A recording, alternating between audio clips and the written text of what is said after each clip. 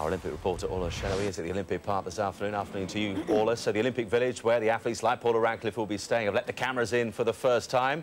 What are your first impressions?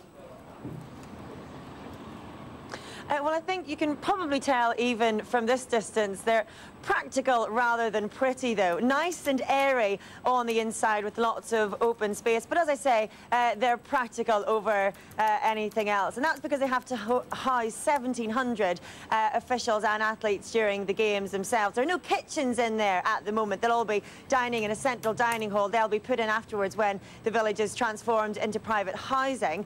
One advantage, though, if you do want to invest after the games, is that the IOC, the International Olympic Committee, has quite strong guidelines as to the space given to athletes and officials.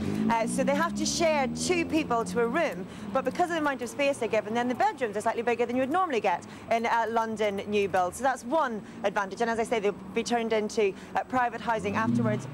Half of that will be made into affordable housing, and they hope that this will really spark the biggest urban regeneration Britain has seen since the Second World War. Well, the big story this morning, of course, surrounding the budget for the Olympic Games, and it's more bad news for the organisers.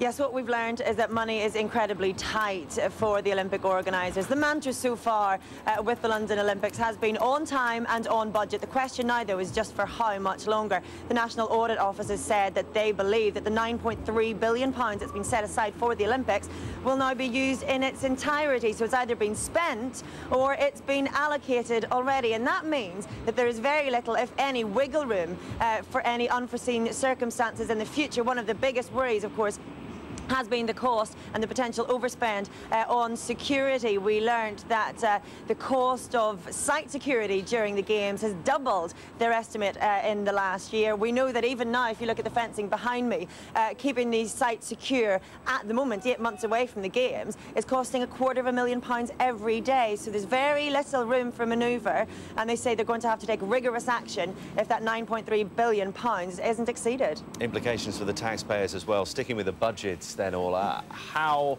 much does the Olympic Park legacy cost the taxpayer? Yes, well, I've been doing a little bit of Olympic calculations of my own. The Olympic Park Legacy Company is funded by you and I, the taxpayer, and what we've discovered is that it's cost some £37 million since its inception, with salaries last year doubling to £630,000. Now, the OPLC are keen to point out the progress that they've made. They say that they will have developers and tenants in place for all the major venues. Hopefully, by the start of next year, they'll be able to announce that. However, the big venue still left to fill, the Olympic Stadium, that's costing quite a lot of money in legal fees alone. The OPLC has paid £1.2 million fending off judicial reviews. Newham Council has been spending public money £1 million in its bid to try to take over the stadium. So that really is sucking up money on a daily basis. We spoke to Lord Coe earlier, and here's what he had to say about the public spending. My instinct is that actually a lot more young people are actively involved in all sorts of endeavour, not just in sport, but outdoor pursuits.